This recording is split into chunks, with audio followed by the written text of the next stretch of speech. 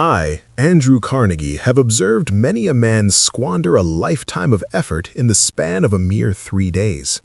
I speak not of his gold, nor his standing in the counting house, but of something far more precious and difficult to reconstruct once shattered: his character and his command.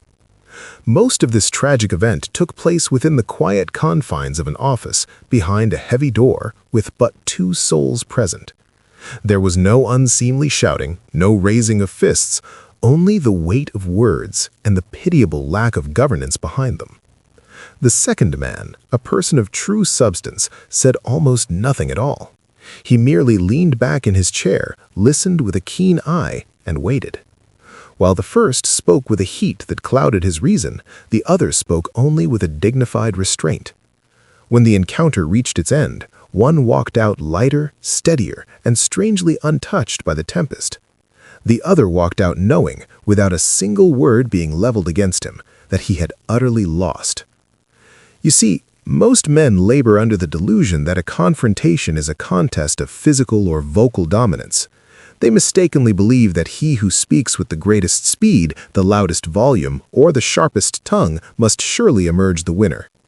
Yet, in my long journey through the world of affairs, I have seen the exact opposite decide the fates of great fortunes, the reputations of honorable men, and the very future of enterprises. The real battle, my friends, is never between 2 men. It is fought entirely within the breast of one. Reflect, if you will, on the last time you were challenged. Perhaps it was a remark you deemed disrespectful, or a tone that struck at your vanity. In that fleeting instant, as your chest tightened and your mind rushed to hurl a retort, you were not merely deciding what to say. You were deciding who sat upon the throne of your mind. I have scrutinized this pattern across the great boardrooms of our nation and in the modest homes of the working man. The man who reacts on impulse loses his power immediately. He hands the reins of his inner world to the very person who sought to provoke him. Once that surrender occurs, the conclusion of the matter is already written in the ledgers of failure. There is a reason some men appear entirely untouchable during a conflict. You notice it instinctively, do you not? They do not rush. They do not feel the common urge to explain themselves unnecessarily. They do not scramble to defend a bruised ego, and somehow the very room seems to bend toward them. Authority, you must understand, gathers only where self-control resides. This self-control is not a hollow silence, it is not submission, nor is it born of fear. It is strategy of the highest order. It is the sovereign ability to remain composed while another man reveals his own bankruptcy of character. And weakness, as a rule, always reveals itself first through the loss of emotional command. Many of our youth have been taught a false lesson. They believe strength is displayed through an immediate and fiery response. They confuse the blind impulse of the animal with the deliberate courage of the man. Yet the man who cannot delay his reaction cannot possibly direct his outcome. He becomes predictable, and in the world of business and life, that which is predictable is easily defeated. Consider how many grand opportunities were lost to you, not because your logic was flawed, but because you spoke before the soup was cool. How many relationships have cracked, not from a lack of truth, but from a lack of gentle restraint? How many disagreements haunt your midnight hours, not because you lost the argument, but because you lost your dignity? Every confrontation is a mirror. It reveals whether you are governed by the law of reason or the whim of impulse, whether you are acting from a firm decision or merely reacting from a base habit. There are laws that govern the human spirit as surely as there are laws that govern the accumulation of wealth. Ignore them, and you shall find yourself repeating the same weary conflicts year after year, growing older, but never stronger. Obey them, and conflict ceases to be a threat. It becomes an advantage. Most men never learn these laws because they mistake the noise of the world for power and aggressive posturing for true authority. They chase the mere appearance of winning and sacrifice the true substance of command. Life, I assure you, punishes that mistake without a shred of mercy. What I am imparting to you now are not mere tricks or clever phrases to be used in a parlor. These are the laws of inner command. They determine who holds the high ground when the pressure of life bears down. These laws allow you to walk into a confrontation with a calm heart and walk out with your position strengthened and your character intact. But be warned, these laws will expose your true self. They demand a rigorous discipline. They require you to abandon the cheap comfort of emotional reaction for the difficult mastery of restraint. They will not flatter your pride. They will strip it bare and replace it with something far more effective. If you listen with a casual ear, nothing in your life will change. You will nod, you will agree, and then you will return to the same conflicts in new disguises. But if you listen as a man who intends to rule himself, these principles will follow you into every difficult conversation and every moment of trial. There is a reason some men rise to lead while others remain in the dirt of argument. There is a reason some are respected without the need for explanation. That reason begins with the mastery of self and ends with the attainment of true authority. The first law I shall share with you reveals why silence often secures the victory before a single word is even uttered. The second law explains why emotional restraint serves to unsettle the aggressive mind. The third exposes how the wisdom of timing far outweighs the application of brute force. Each law, if followed, will tighten your command over your own destiny, layer by layer. Do not rush. This is not a common commodity to be consumed in haste. It is a philosophy to be absorbed into your very marrow. Once you truly understand these laws, confrontation will no longer feel like a danger to be feared. It will feel familiar, and familiarity in any endeavor is power. I ask you to listen as though your future reputation and the legacy you leave to your children is at stake, because more often than most men care to admit, it truly is. Every outward victory must first begin with an inward silence. When a man governs his own emotions, he becomes the governor of the entire situation. The first test in any confrontation is never a test of your intelligence, but a test of your composure. I have watched men lose vast fortunes, cherished friendships, and years of hard-won progress in a single moment where their tongues ran faster than their reason. Yet I have also seen men of quiet restraint rise to the heights of industry without seeming struggle. For silence is the hallmark of one who has learned to command the most difficult subject of all, himself. You cannot hear the whispered call of opportunity when you are busy shouting to defend your pride. The man who rushes to prove his worth only succeeds in revealing that he doubts it. The one who feels he must explain his strength has, in that very act, already surrendered it. True mastery begins when the mind is no longer disturbed by every passing sound or perceived slight. A still mind sees the angles and possibilities that a noisy mind simply cannot perceive. It listens, it weighs, it measures, and when it finally moves, that movement carries a profound meaning. I recall a young clerk I once knew in a bustling office of industry. He was a lad of great intelligence and ambition, brimming with energy, yet he lacked the vital rudder of self-control. One morning, his superior corrected a mistake he had made, doing so quite sharply in the presence of other men. His pride flared like a dry haystack. He replied with equal sharpness, his voice echoing in the sudden quiet of the room. His superior said nothing further. But 2 days later, a different man sat at that clerk's desk. The other man had witnessed the scene, said nothing, and simply returned to his work with a quiet diligence. Within months, it was he who was promoted. The difference between them was not a matter of talent, it was a matter of stillness. That moment taught me that silence in the presence of provocation is not a sign of weakness, but of strength held in reserve. It is the difference between a stray spark and a controlled explosion. A spark can be directed to light a forge, a blind explosion only destroys. Most men are brought to ruin not by the machinations of their enemies, but by their own inability to contain the fire within themselves. Inner stillness is not passivity, it is power waiting for its precise moment of utility. In my own experience, when others would argue themselves into a state of exhaustion, I found it most profitable to lean back, fold my hands, and allow them to spend their certainty. I would then speak but a few sentences, each measured, deliberate, and calm. The debate would end not by the force of my will, but by the gravity of the truth. The room could feel that I had seen farther than the rest, precisely because I was not blinded by the sound of my own voice. A single pause, taken at the right moment, can save a man years of bitter regret. A reputation built over decades can collapse in one uncontrolled second. A harsh word, once it has crossed the lips, cannot be recalled by all the gold in the world. A rash letter, once committed to the post, cannot be erased. But silence? Silence has never destroyed a man. It has only revealed the depth of his character. The power to withhold a reaction is the power to reshape your very destiny. I tell you this truth. The man who can delay his reaction has already changed the course of his life.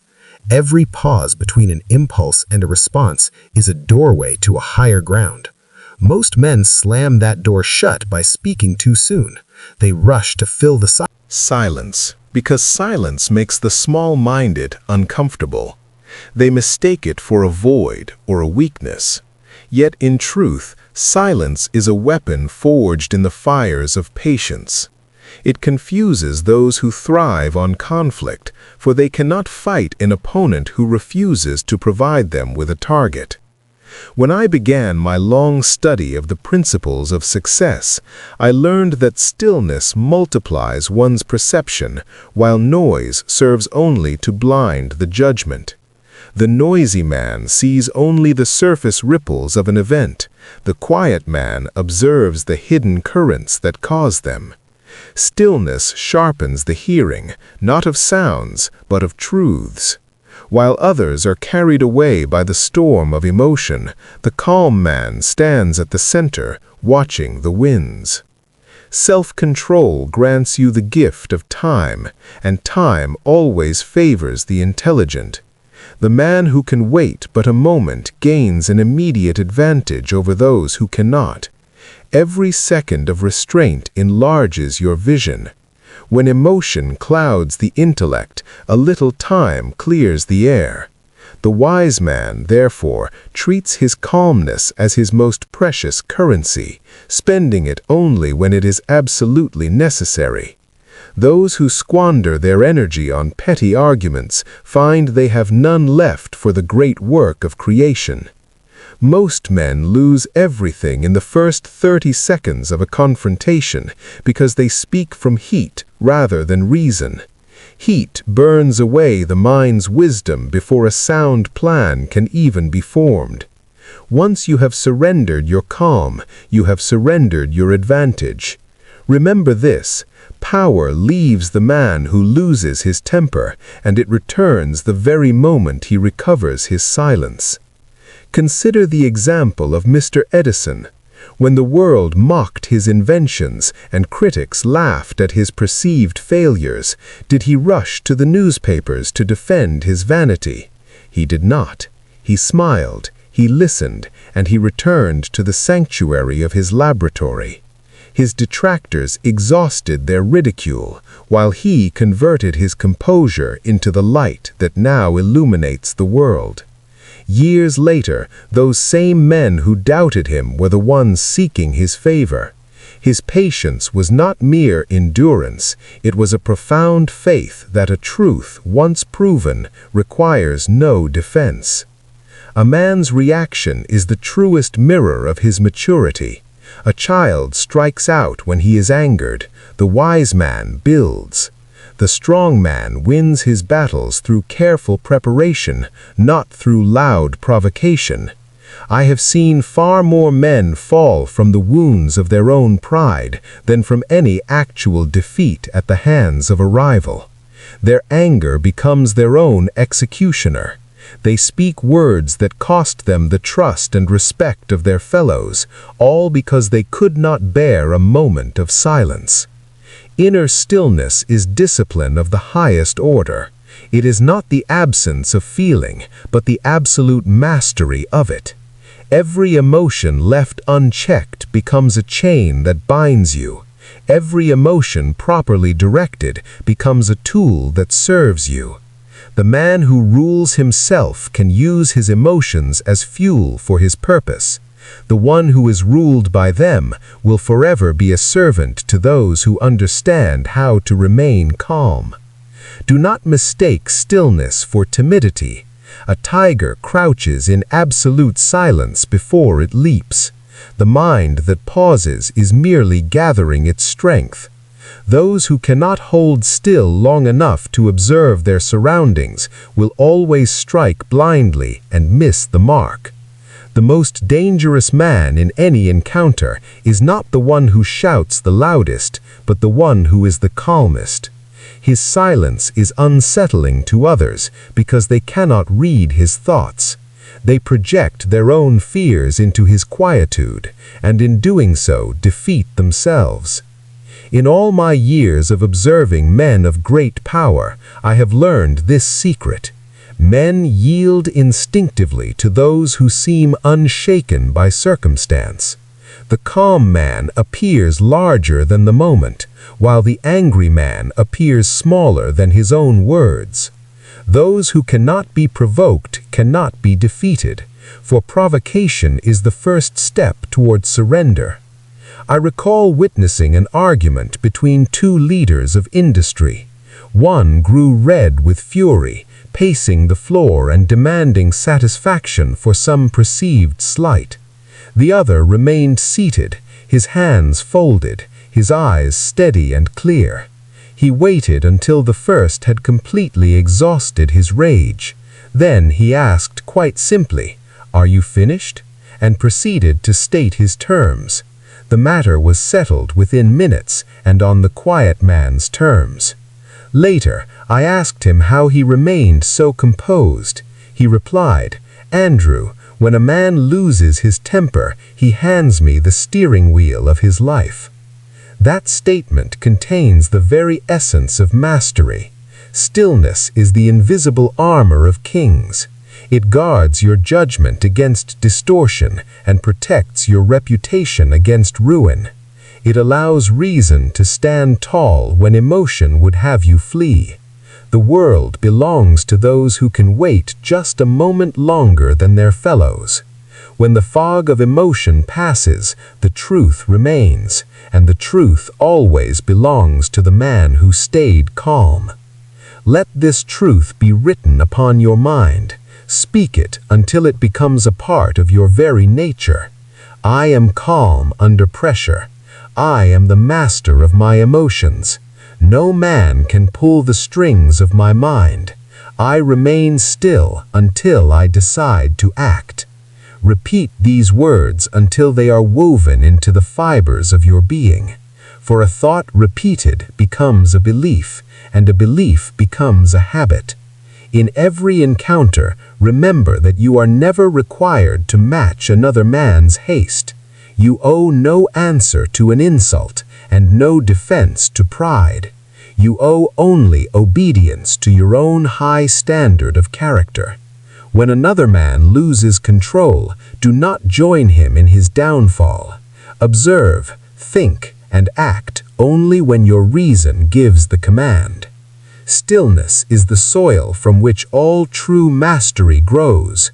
Without it, your knowledge, your courage, and your purpose will scatter like autumn leaves in a gale. With it, even a man of limited means can produce magnificent results. For stillness channels the power of thought, and thought directs the power of the universe. The world may appear to reward the loud and the brash, but time always crowns the calm. Mark this truth well. Anger can be imitated, but true calm cannot. A man may pretend to have confidence, but he cannot fake the deep stillness of a mastered soul. It is earned through discipline, through reflection, and through the constant mastery of one's thoughts. When you see a man who moves deliberately, who speaks sparingly, and who listens more than he talks, you are looking at a man who has won the only war that truly matters, the war within. If you cultivate this stillness, others will feel its weight. They will trust your judgment, they will follow your lead, and they will fear your disapproval, not because you demand it, but because your self-command demands respect. Your calmness will become your signature. People will say of you, "He is a man who cannot be shaken." That reputation is more valuable than any argument ever won in a fit of haste. I say to you now, master silence, and you shall master the outcome of your life. In every heated moment, remember that the man who reacts loses control of the field. The one who pauses owns it. Every confrontation is decided not by words, but by who remains still the longest. Stillness is the highest form of strategy. It allows time to serve you and emotion to serve your purpose. When the next challenge arises, do not rush to meet it. Observe it. Let others speak their fill and reveal their hearts. In that quiet moment, you will know precisely what must be said and how and when. Then speak, but speak only once. Let your words carry the weight of a calm and settled authority. For calmness, once established, bends every storm to your will. This is the first law of self-control, the law of inner stillness. All strength begins here. Without this foundation, no other law of success can stand. The man who cannot remain still, cannot direct power, cannot choose his reaction, and cannot master his fate. But the man who can, he saves himself years of turmoil and countless regrets, and he wins the battles that others never even knew were being fought. Always remember, master your silence, and you shall master the outcome. I trust you have reflected deeply upon the necessity of stillness, for without that foundation, the second law cannot take root. I have often observed that the most critical moment in any man's career is the space of time between a provocation and his reply. Every confrontation tempts a man to act with a feverish immediacy. The impulse to speak, to defend one's vanity, or to strike back at a perceived slight is one of the most dangerous instincts of the unrefined mind. The average man, I fear, mistakes this raw reaction for strength and confuses the speed of his tongue with the wisdom of his head. Yet I say to you, greatness begins exactly where urgency ends. The man who learns to wait, even for the duration of a single deliberate breath, gains an immediate power over every soul in the room who cannot do the same. A delay is not to be confused with hesitation or the paralysis of the timid. It is the calculated pause of intelligence before the commencement of action. Reaction is the hallmark of the slave, one who is pulled hither and thither by the whims of others. Response, however, is the signature of the commander. The difference is entirely one of control. A man who reacts belongs to the moment and is a prisoner of it. A man who responds makes the moment belong to him. In my decades of managing great works and thousands of men, I have seen entire industrial enterprises brought to the brink of ruin because a single leader answered an insult or a challenge too soon. The man who feels he must have the last word rarely keeps it for long, for he has already yielded the sovereignty of his mind to his emotions. The one who pauses, who waits for the dust of passion to settle, commands all who are still blinded by the fray. Contrast this, if you will, with the conduct of Charles M. Schwab, one of the ablest men to ever rise within the steel industry. When he was criticized harshly by his associates, and such men can be quite formidable in their rebukes, he would never offer an answer at once. He would simply smile, excuse himself with a polite word, and take perhaps a full day to weigh his thoughts.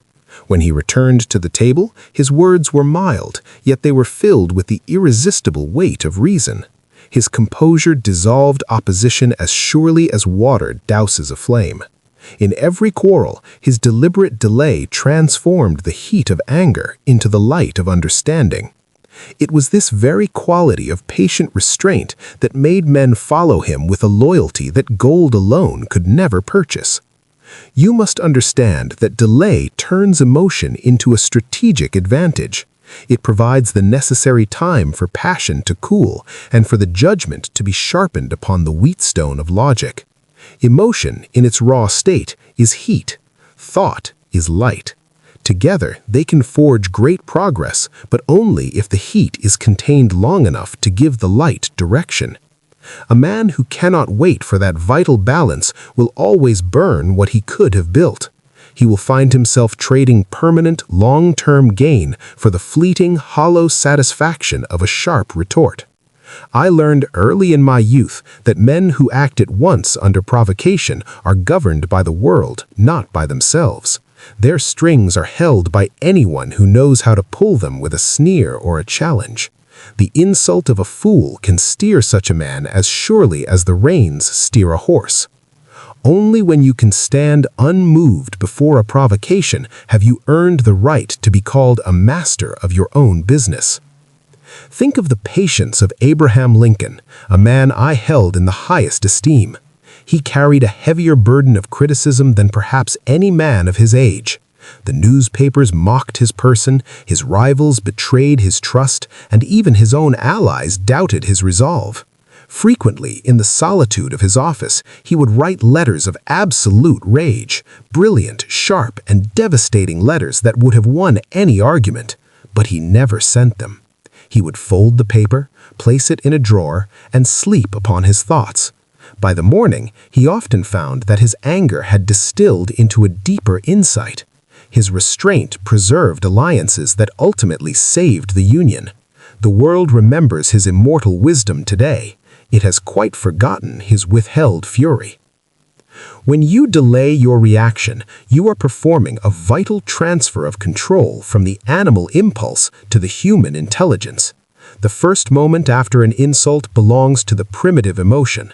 The second moment, however, belongs to wisdom. He who lives only in that first moment will forever regret not reaching the second. It is in that quiet second moment that greatness is born. I have often told young men that a moment of silence can alter the entire course of a human life. I once met a gentleman who confessed he had nearly struck his business partner in a fit of rage during a disagreement over a contract. He stopped himself by the narrowest of margins, left the room, and took a long walk through the park instead. When he returned an hour later, he found his partner had also cooled and was ready to offer an apology. That single act of delay saved not only their company, but a friendship of 20 years. One pause accomplished what 1,000 shouting words could never have achieved. Consider the nature of steel, the very material upon which our modern empire is built. Steel is shaped by intense heat, yes, but it is tempered and made strong only by the process of cooling. So it is with the nature of a man. Heat alone produces force, but without the cooling of restraint, it produces only fracture and failure. The mind must learn to cool itself, for every man will be tested by the fires of life. The difference between a man of iron will and one who is shattered by circumstance lies in how long he can remain still before he chooses his action. Repeat these words to yourself until they are carved into the very stone of your habit. I do not react. I respond with a definite purpose. I hold my fire until my aim is certain. These are not idle sentences to be glanced at and forgotten. They are laws of the mind in motion. For what is repeated in thought soon becomes a command over the subconscious, and the subconscious directs the body with a perfect, silent obedience. Speak them until your body learns to obey the law of calm before it even feels the urge of anger. When you delay your response, you force others to reveal their true characters. Impulsive men show their weakness by their very haste. In their urge to fill the silence, they talk too much, they concede too much, and they expose the very secrets they meant to hide.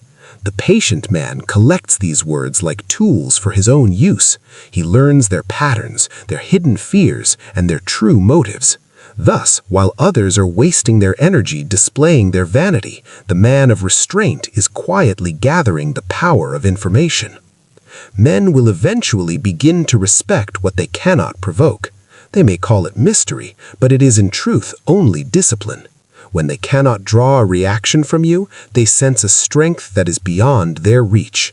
They will either yield to that strength or they will seek to align themselves with it. This is why calm men attract followers and why the great leaders of nations are remembered not for the noise they made, but for the precision of their timing. Patience is not a sign of weakness, it is the manifestation of an invisible and formidable strength.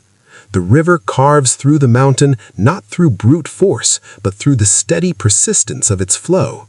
The man who controls the timing of an encounter controls the very terms of the exchange. He decides when to speak, when to act, and most importantly, when to walk away. Every impulsive man he meets becomes his servant without ever realizing the chains have been applied. When a man learns this law, he saves not only his minutes, but his very years. The impulsive man spends decades of his life repairing the damage he caused in a few seconds of temper. He must apologize, he must explain, and he must rebuild what could have been preserved by a single simple pause. The disciplined man, however, builds forward while others are forced to rebuild backward. His restraint becomes like compound interest upon his destiny, growing larger and more powerful with every passing year. Do not misunderstand my meaning. There are moments when swift, decisive action is absolutely necessary, but those actions are born of long preparation and deep thought, not of sudden impulse. The soldier who stands firm under a hail of fire has already conquered his fear in the privacy of his own mind. So too, the man who answers a crisis with a calm word has already fought the battle within himself before the words were ever spoken. Men who live by reaction age before their time. Their days are filled with the exhaustion of regret, their minds are restless with the echoes of old arguments, and their hearts are burdened by the weight of things they wish they had not said. But the man of delayed response walks through life with a light step. He carries no debris of regret in his wake, for he has learned the great truth: nothing must be said until it serves a definite and constructive purpose. Silence is not an absence of thought, it is the highest form of choice. To the untrained eye, waiting feels like a defeat. Such people confuse silence with submission, just as they confuse the braying of a donkey with the leadership of a man. But time always reveals that the man who controls the pace of the race is the one who controls the finish. He who slows down what others seek to speed up gains the vantage point of foresight. Delay, when used with intent, is not postponement, it is precision. Every successful man I have ever studied, from the halls of government to the masters of the rails, possessed this quality. They knew that rushing a decision leads to waste, and that waiting for the right conditions multiplies one's success. They were never idle, mind you. They were deliberate. Their quiet hours produced more wealth and progress than the noisy haste of 1,000 lesser men. If you practice this law of delayed response, you will find that others will begin to adapt themselves to your rhythm. They will wait for your answer before they decide upon their own next move. They will begin to measure their own speech by the standard of your silence. This is leadership of the highest order, governing others through your presence rather than through pressure. And it is a leadership that can only be won through the rigorous exercise of restraint. Let me remind you once more, words, once they are spoken, can never be recalled to the silence from which they came. They take on a life of their own. They travel, they build up, or they destroy far beyond your sight. Therefore, I implore you to make your speech as valuable as your time. Let it be rare, deliberate, and measured. One well-timed word, spoken with a calm spirit, can accomplish more than 1,000 words shouted in a fit of haste. Delay transforms a confrontation into a moment of reflection. When you do not offer an immediate answer, the mind of the other man is forced to speak to itself. He starts to question his own position, to reconsider his tone, and to see himself through the lens of your calmness. Often, his own conscience will begin to fight your battle for you. Silence becomes your most effective advocate, and time becomes your most loyal ally. Men may call you patient, they may call you disciplined, or they may even call you cold. Accept those words as the highest of compliments, for they mean that they have realized they cannot move you.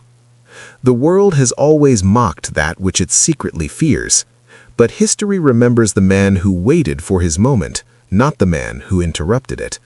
The loud voice eventually fades into the wind, but the steady, calm tone endures in the memory. The man who controls his timing controls the very terms of his life. He knows that to rush is to obey the will of another, but to wait is to make the world adjust to his own pace. That, my friends, is the very essence of sovereignty. The crown of success is not worn upon the head, but within the mind that refuses to be hurried by the passions of the moment. Repeat again these words and make them your living law. I do not react. I respond with a definite purpose. I hold my fire until my aim is certain. Say them in your moments of rising anger, and you will find power beginning to grow where weakness once held sway. Each repetition builds a fortress of calm within your soul, brick by brick, thought by thought. Remember, the quickest hand does not always win the game of life. The man who plays 2 moves ahead wins the game before it has even begun. Delay gives you the space for vision. Vision gives you the power of control, and control gives you the reward of peace.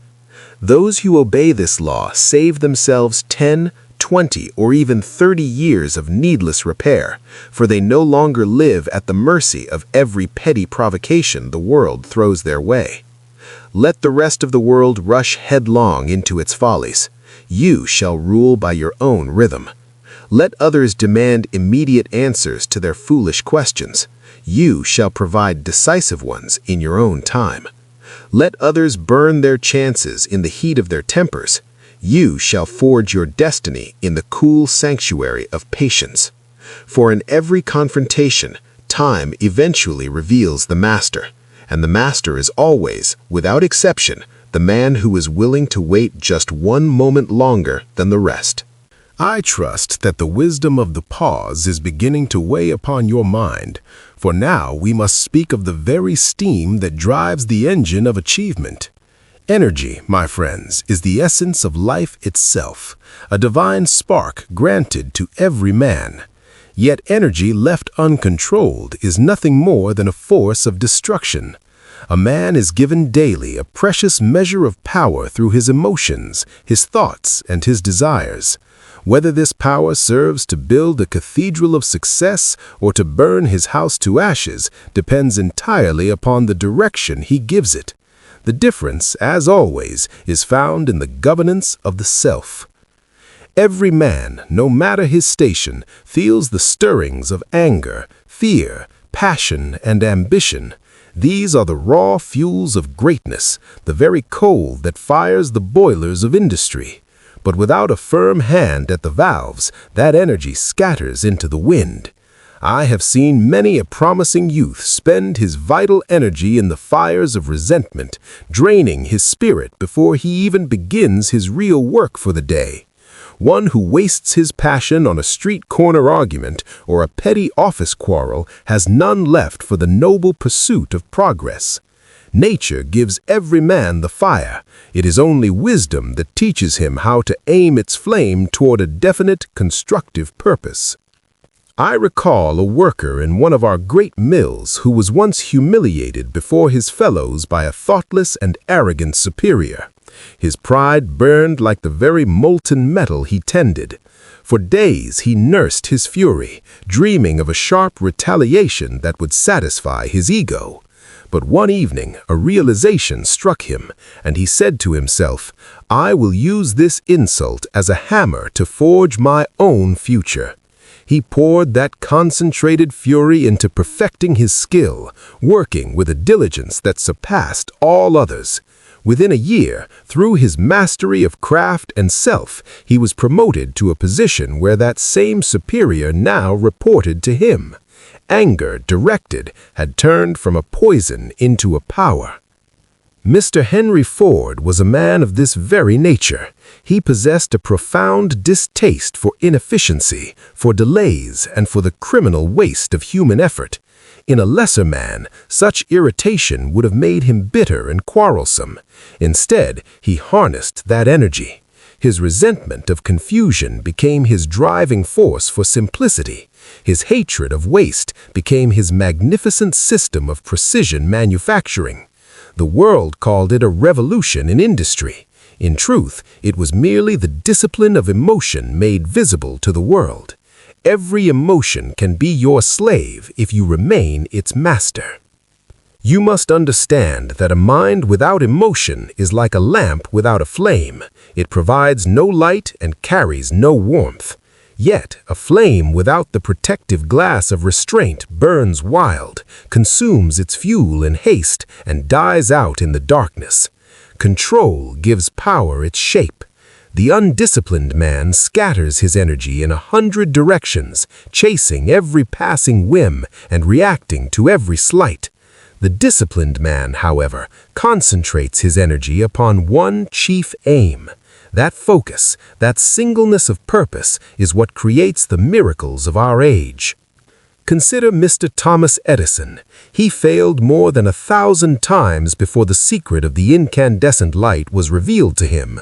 Many men would have allowed disappointment to turn into a paralyzing despair, but Edison turned his frustration into fuel. Each failure served only to add pressure behind his purpose, like steam building in a closed chamber. His energy was not wasted in unseemly complaint or the seeking of pity. It was gathered in a magnificent persistence.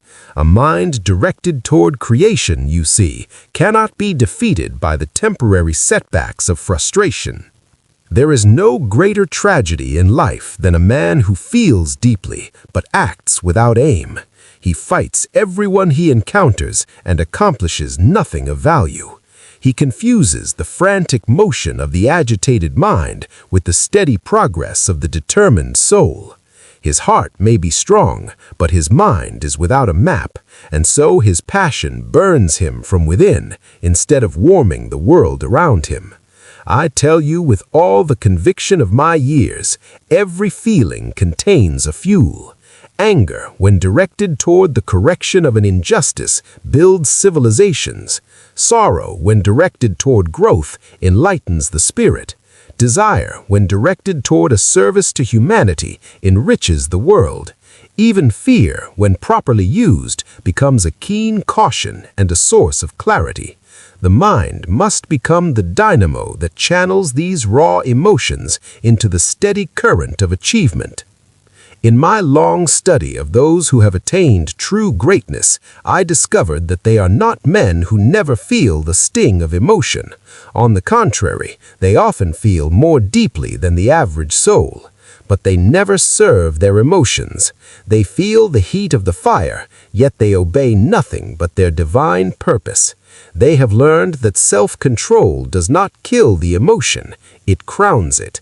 It gives power a channel through which to flow. Repeat this truth daily until it becomes the very rhythm of your life. I turn emotion into motion. I do not waste my power on the barren soil of resentment.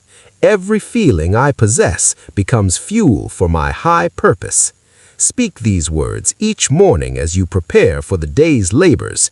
They serve to remind your subconscious mind that emotion is a servant that must be commanded, not a ruler to be obeyed. The world often mistakes calm men for cold men. They look at the steady hand and the quiet voice and assume a lack of feeling. They do not see the roaring furnace beneath that calm exterior. The restraint of a successful man is not a lack of fire, it is the absolute perfection of its control. While others are burning themselves out in the winds of petty conflict, the master of energy endures.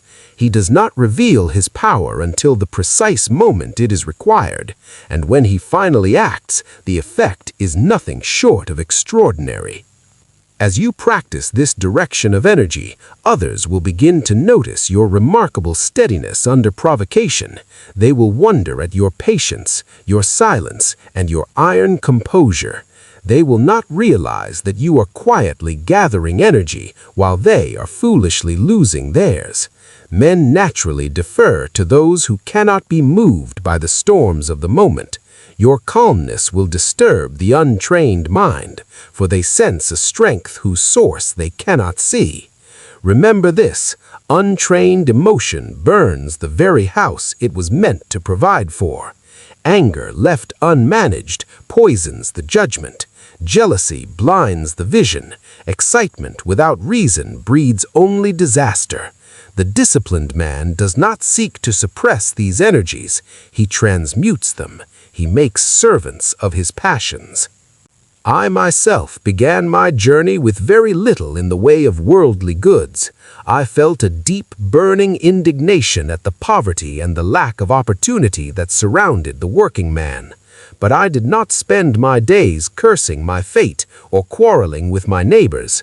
I resolved to build wealth, not merely for the sake of the gold, but as a living proof that poverty could be conquered through industry and thought. My youthful indignation became the very foundation of the steel industry. I learned early that energy, when harnessed to a noble purpose, is the architect of a man's destiny. The greatest waste upon this earth is not the waste of money or material. It is the waste of human emotion left uncontrolled. It is this waste that fills our hospitals, ruins our greatest businesses, destroys the peace of families, and breeds the bitterest of regrets. Yet the same emotion, when disciplined and turned toward a definite aim, builds empires, discovers the secrets of science, and writes the symphonies of the ages. The power itself is neutral. It is the direction that determines the destiny. If you wish to know what your future holds, you need only look at where your energy flows this very hour. Are you feeding the weeds of resentment, or are you building a plan for your advancement? Are you nursing the wounds of the past, or are you forging the tools for your future? The law of directed energy will not forgive waste. It multiplies whatever you give it, whether that be the rot of progress or the rot of destruction. When you feel anger rise within you, do not merely push it down, direct it into your work. When sadness visits you, turn it into a moment of deep reflection. When envy stings your heart, let it be transformed into the inspiration to improve your own lot. Every emotion is raw material for the master craftsman of character. Mark this well: the man who controls his emotion controls his fate. The man who wastes his emotion on a reaction remains a slave to the world. For life will never cease to provide you with provocations, but those provocations lose all their power the moment your energy is trained on a higher mark. Power is not the loud noise of the world. Power is focus. Power is direction. And that, my friends, is the third law of self-control. For we move now to a law that is perhaps the most subtle, yet most formidable in the entire philosophy of achievement. There exists a kind of power that remains entirely unseen by the common eye, and yet its weight is felt by every soul who encounters it. It is the advantage that belongs exclusively to the calm, the silent, and the self-controlled. While the average man loses his temper and, in doing so, reveals his pitiable weakness to the world, the composed man is quietly gaining knowledge, securing opportunity, and fortifying his control over the field. This, my friends, is the law of invisible advantage. In every encounter between men, self-control grants a leverage that is invisible to the bystander, but decisive in its result. I have witnessed this truth 1,000 times in the great markets of the world. The man who grows loud and red-faced loses his position immediately, for his noise exposes the very limits of his mind. Conversely, the man who grows still and gathers his thoughts gains ground, for his silence conceals a depth that the provocateur cannot fathom. When others lose their temper, they lose their perspective. They are blinded by the dust of their own agitation. In the heat of such emotion, men reveal their secret intentions, their hidden fears, and their entire strategy as if they were reading from an open ledger. The calm observer, however, collects these secrets without having to ask a single question. Conflict serves to blind the impulsive, but it acts as a great lamp for the disciplined. The man who has mastered his tongue can listen, and the man who listens learns more in 5 minutes of quiet observation than the angry man learns in 5 years of shouting. You must understand that restraint is not an absence of will. It is the highest form of intelligence in active command. I once observed a young negotiator, a lad with little more than a keen mind and a steady gaze, faced with competitors who were far older and significantly louder than he. They argued amongst themselves with such violence and vanity that they entirely forgot the true purpose of the meeting. The young man remained silent, his pen moving quietly across his ledger, studying every word and every slip of the tongue. Within weeks, he proposed a plan that used their own contradictory arguments to his supreme advantage.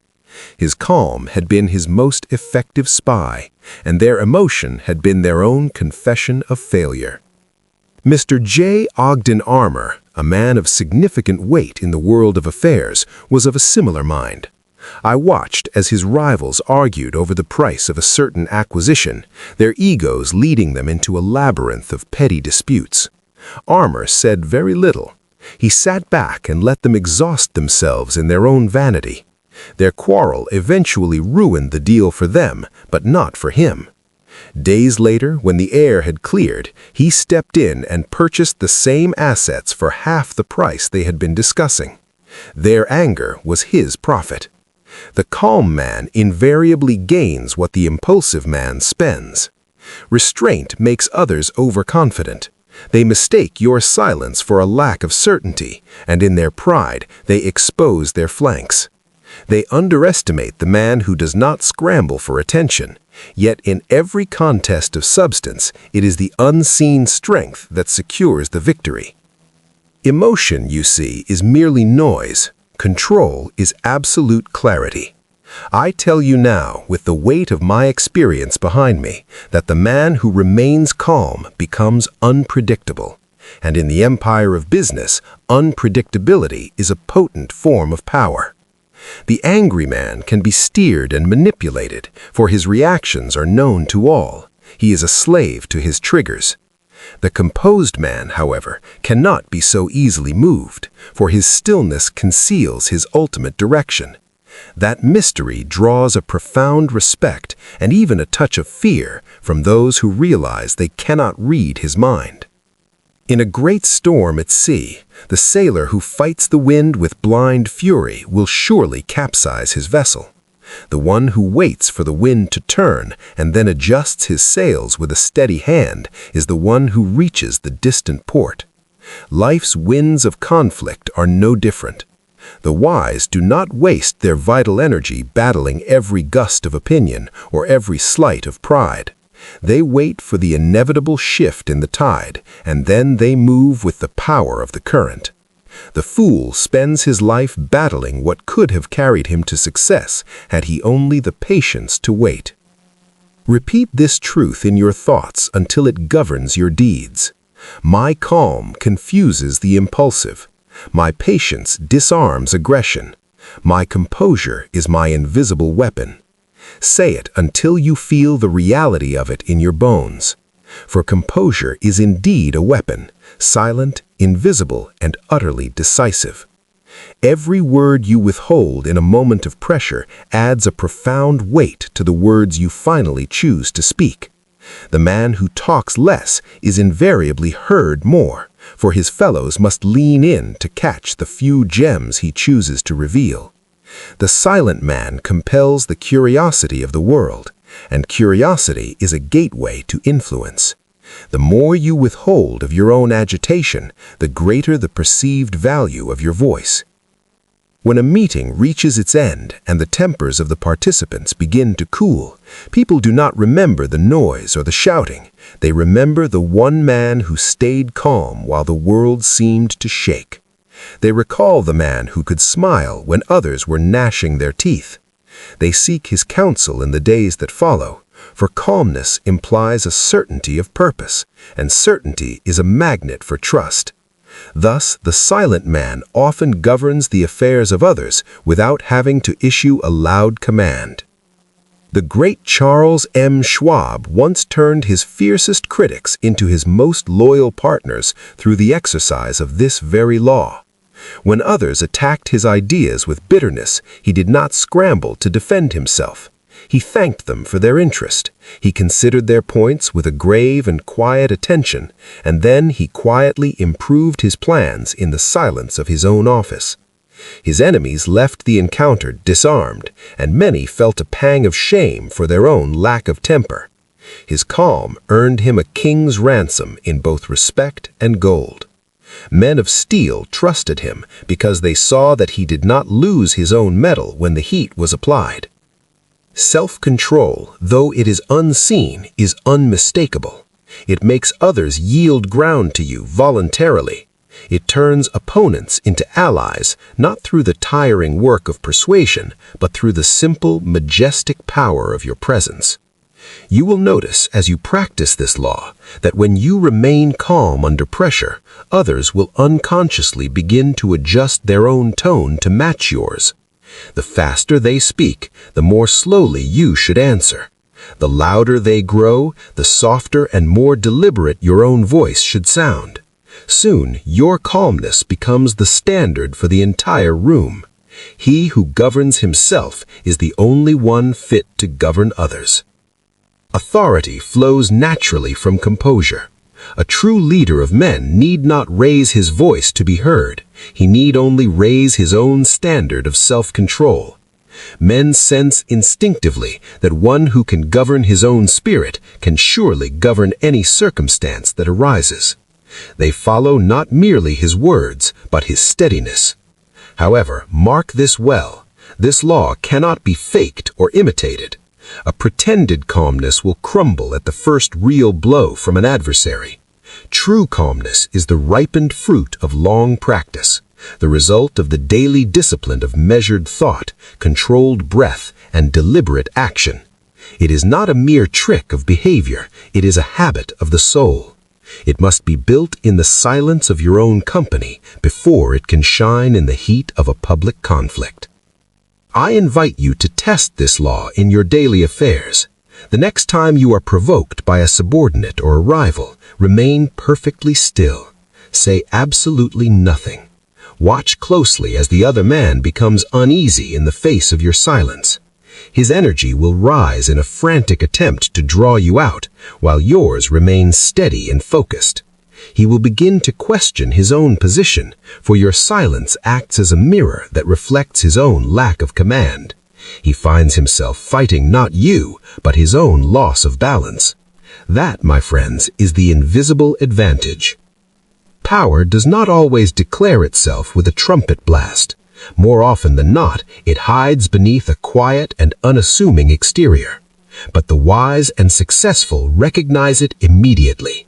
They know that a man who can maintain his stillness under fire is worth more than 1,000 men who are brilliant only when things are peaceful.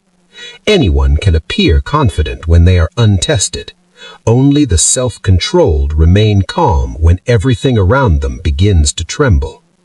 When I first began my studies of the men who built this nation, I believed that power was something external, titles, vast wealth, and the command of armies.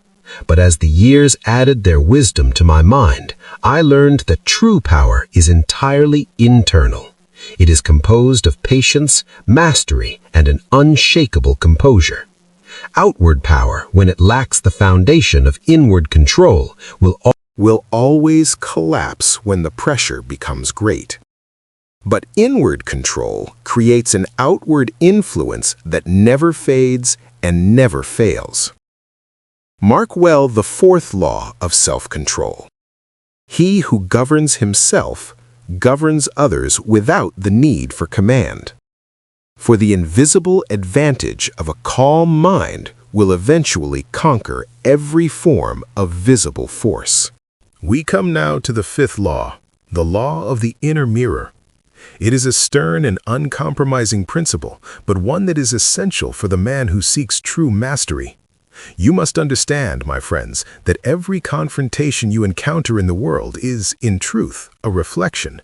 A man never truly meets the world as it is, he meets himself through the world. The words that sting him, the tones that offend him, and the gestures that disturb his peace are but messengers revealing his own unmastered nature. What angers you in another reveals precisely where you are weak within yourself. What you can overlook with a smile reveals where you have built a foundation of strength. Thus, conflict becomes a mirror, cruel in its accuracy, faithful in its detail, and endlessly patient in its lessons. I learned long ago, as I watched the great gears of industry turn, that no insult can truly wound a man who has no inner wound to be touched. The sting we feel from the barbs of others is the absolute proof of an inner bruise not yet healed by the medicine of self-discipline. The man who answers an insult with a burst of anger is not really fighting his opponent, he is fighting the unrefined elements of his own soul. The one who remains calm has already won the battle within, and therefore the world outside cannot touch him. The world, I assure you, cannot disturb a man who has mastered his own reflection. I recall the story of a humble craftsman I once knew, a man of great skill but modest means. His work was mocked by a rival who possessed more vanity than talent. This craftsman did not hurl insults in return. He merely smiled and said, "My creation will answer you in time." He returned to his bench and continued his labor with a quiet heart. Years later, his work stood as a testament to excellence, while the rival's pride had collapsed under the weight of his own inconsistency. The wise man uses conflict not to strike others, but to reveal the flaws that are still hiding in the dark corners of his own character. Every provocation is a divine opportunity to polish the soul. Until you master your own reflection, you are doomed to meet the same difficult lessons again and again. Only the faces of the people and the names of the places will change.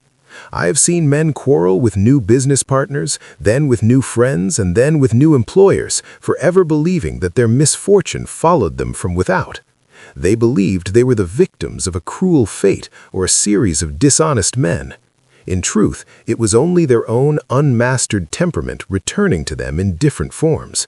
The outer world simply mirrors the inner state of the man. I once offered counsel to a leader of men who lived in a state of constant simmering anger.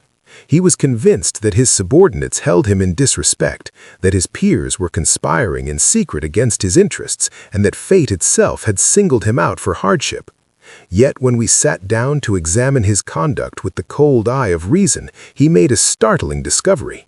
His anger was not directed at those men at all. It was directed at himself, at his own inconsistency, his lack of discipline, and his frequent self-betrayal. Once he took the iron rod of discipline to his own habits, his world became miraculously calm.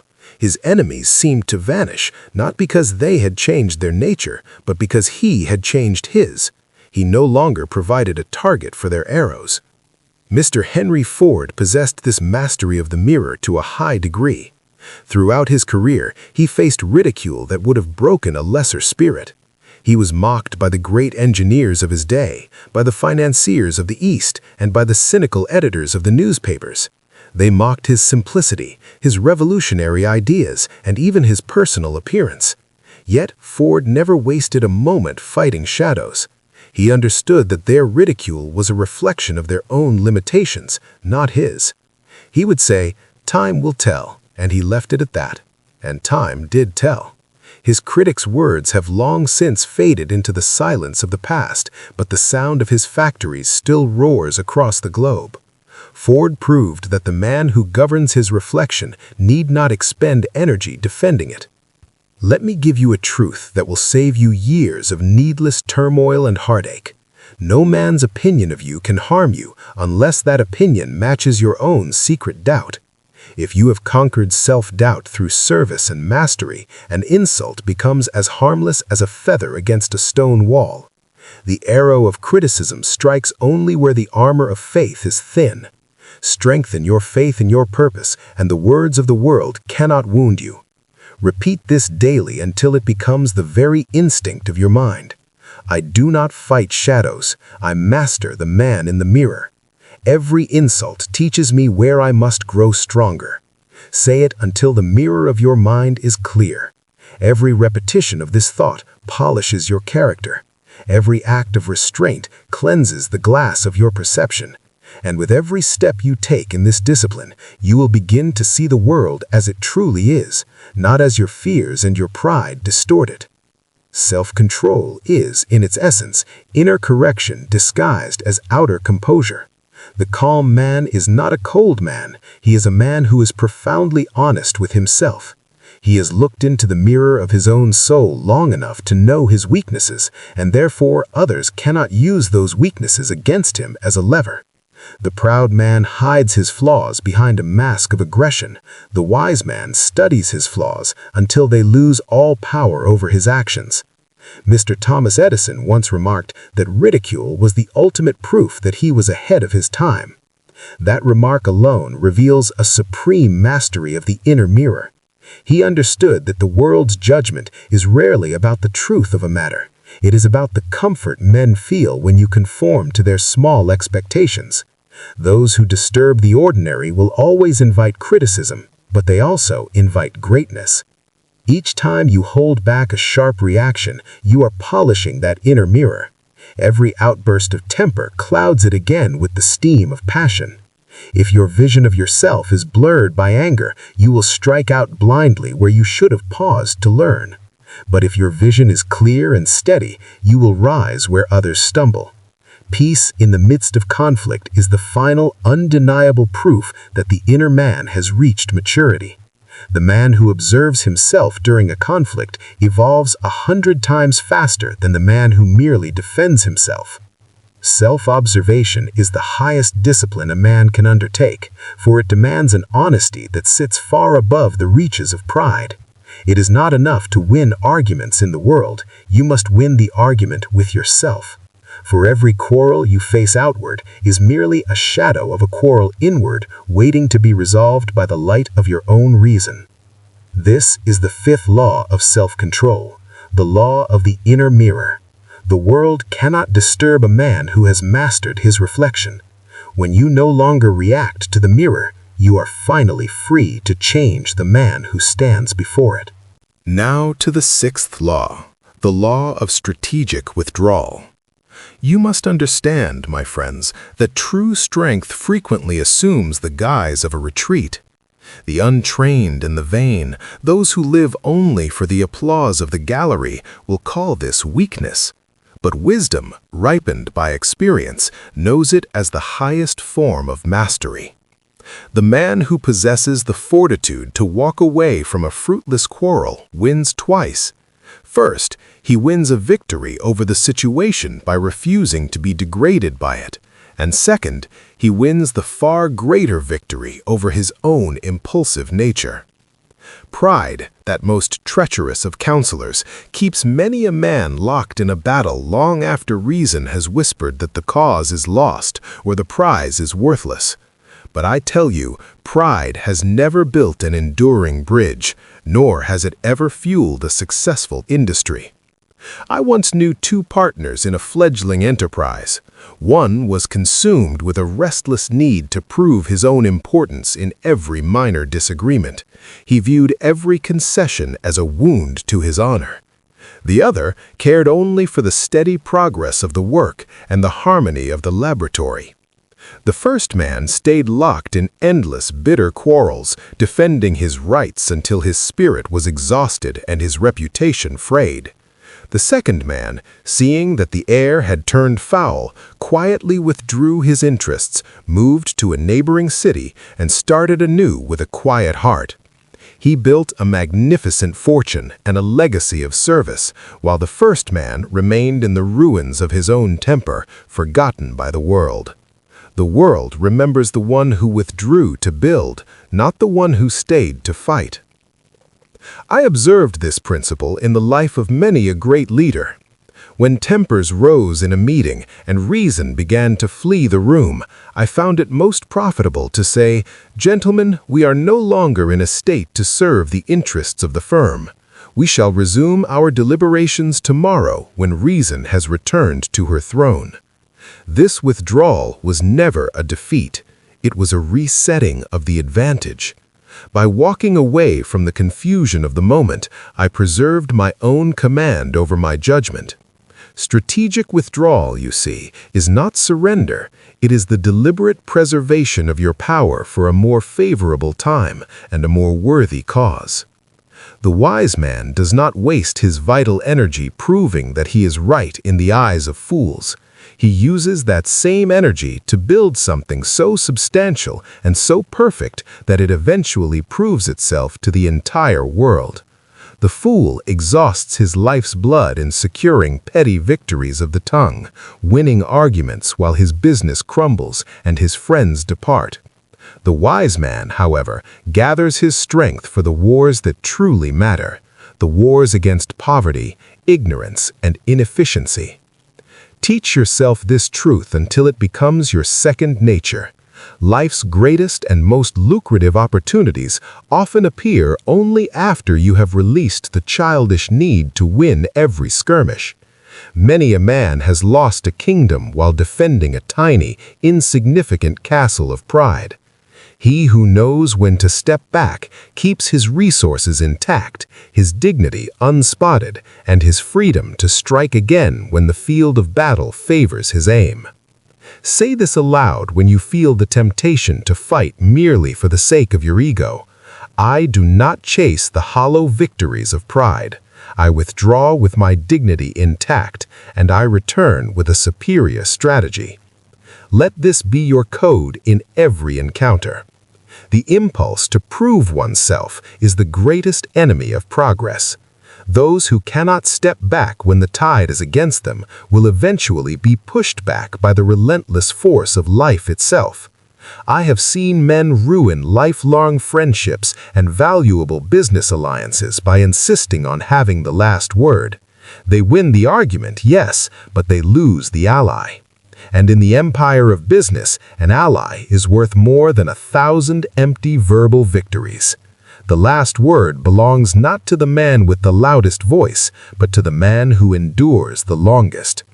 It is a word written by time, not by the tongue. The man who walks away calmly leaves his conduct to the judgment of history, and I assure you, history speaks far more kindly of restraint than it does of rage. Mr. John D. Rockefeller was a master of this law. He built a vast and unparalleled alliance by the simple act of ignoring insults that would have sent a lesser man into a frenzy of litigation or violence. When his rivals mocked him in the press or cursed him in the streets, he merely smiled and whispered to himself, "We shall see." While they raged and spent their energy in public outbursts, he quietly planned his next move. While they shouted to the heavens, he expanded his works across the earth. When they finally tired and their resources were spent, it was he who stepped in to purchase their assets. The world called him ruthless, but I tell you, his ruthlessness was nothing more than a supreme discipline disguised as a magnificent patience. A man who is measured by his silence and his timing will always appear far larger and more formidable than a man who is measured by his noise. Those who possess the power to withdraw at will inspire a natural respect, even a touch of fear, in their opponents. The antagonist who cannot draw a reaction from you begins to fear your very stillness. He wonders what you see that he does not. He worries that his own outbursts have revealed too much. That fear becomes your invisible armor. A lion, the king of the forest, does not stoop to answer every barking dog that crosses his path. He saves his roar and his strength for the hunt that will sustain his life. Do not waste your precious strength on those whose only purpose is to draw you down to the dirt of their own discontent. Every man must eventually decide whether he will spend his life's energy proving his pride or preserving his destiny. Choose the path of destiny, and you will always walk away from a quarrel richer than when you entered it. Control means choosing your own battleground, and it means choosing the preservation of your character over the satisfaction of an impulse. That, my friends, is the sixth law of self-control, the law of strategic withdrawal. The power to step away is a far greater power than the power to strike. I trust that the wisdom of the strategic withdrawal has shown you that a man's strength is often found in what he refuses to do. We come now to the final and most magnificent of the laws, the law of supreme mastery. This, my friends, is the culmination of all our labors. It is the final proof that a man has graduated from the school of impulse and has entered the ranks of the truly successful. The hallmark of this law is a quiet, settled authority. When a man reaches this level, he no longer finds it necessary to conquer others through force or argument. Instead, he orchestrates them. His self-control has matured into a presence, a silent, magnetic force that moves men and circumstances without the need for a single shouted command. I have met such men in my long pilgrimage through the world of commerce. They possess a quality that I can only describe as a sovereign calm. They walk into a room filled with the din of disagreement, and the very air seems to change its weight. This change occurs not because of the power of their official position or the size of their bank accounts, but because of the supreme mastery of their own spirits. They are the calm center in every storm. They do not merely participate in a situation, they decide its tone, they dictate its tempo, and they command its timing. Others instinctively follow their lead, for the human soul is naturally drawn to the steady light of a mastered mind. A great statesman once shared with me the secret of how he turned his fiercest enemies into his most loyal allies. His method was so simple it baffled the small-minded. He refused, under any circumstance, to mirror the hostility of his opponents.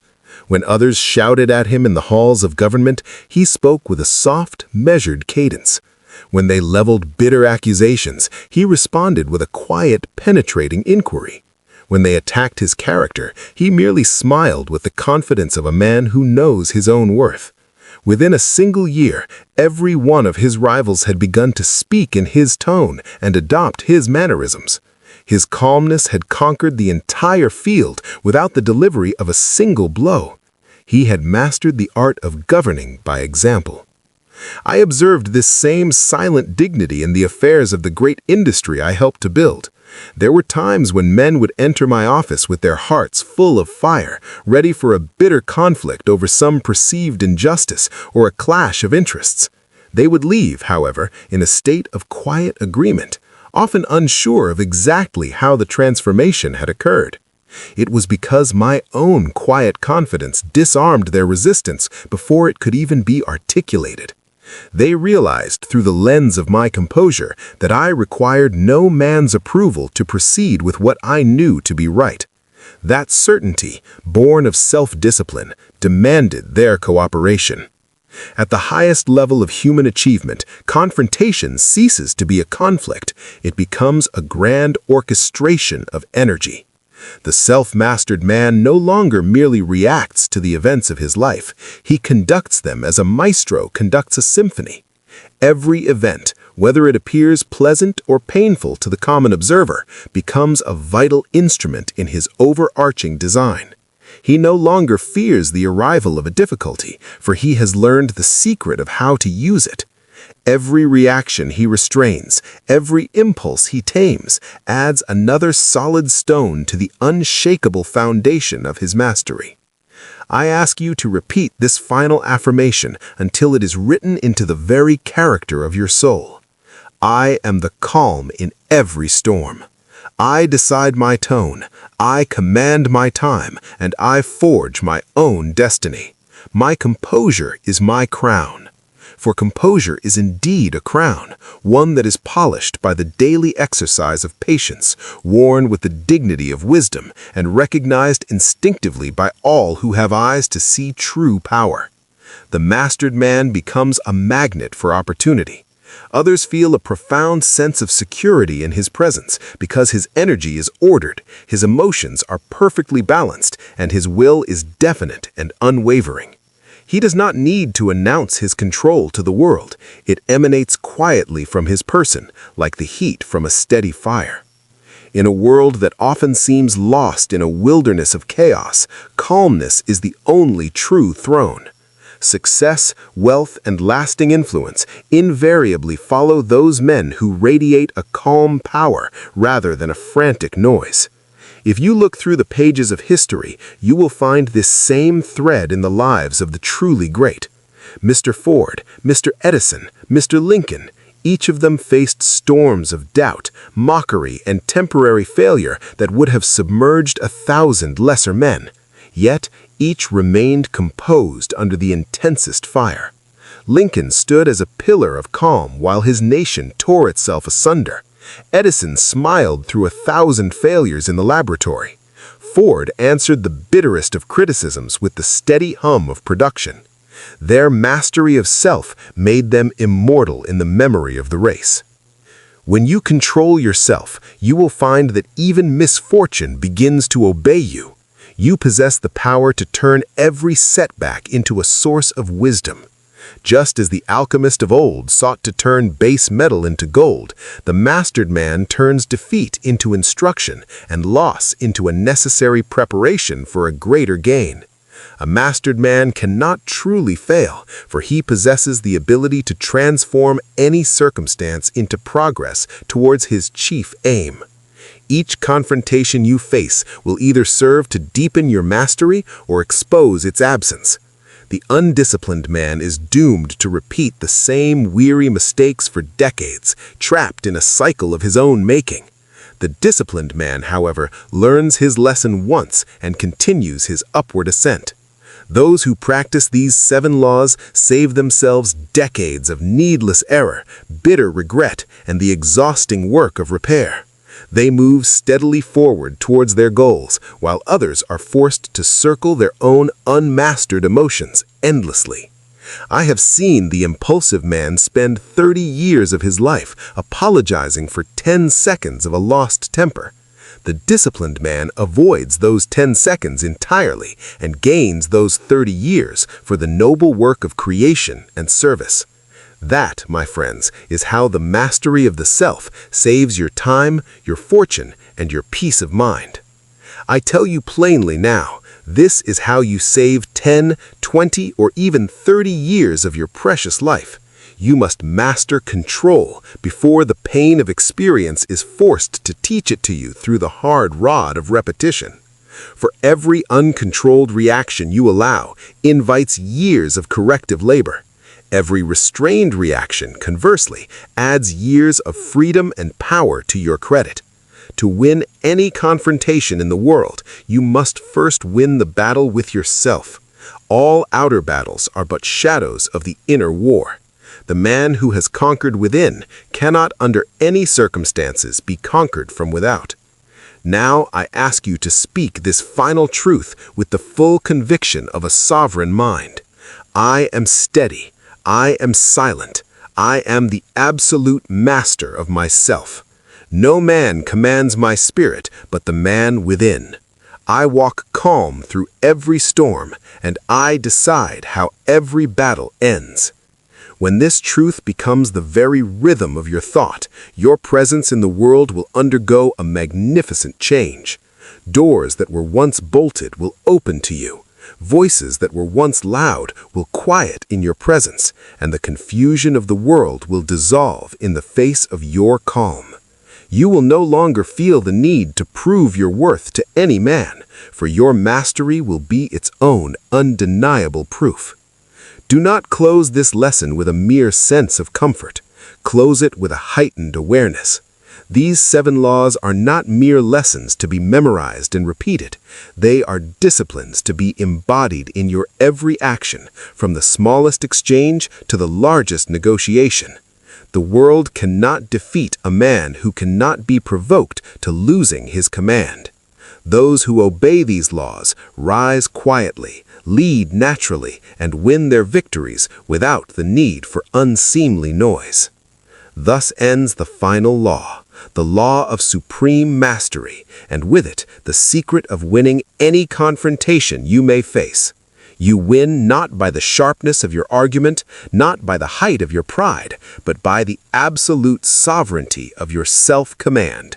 For once a man truly commands himself, every door of opportunity, every human relationship, and every thread of destiny must eventually bend in his favor.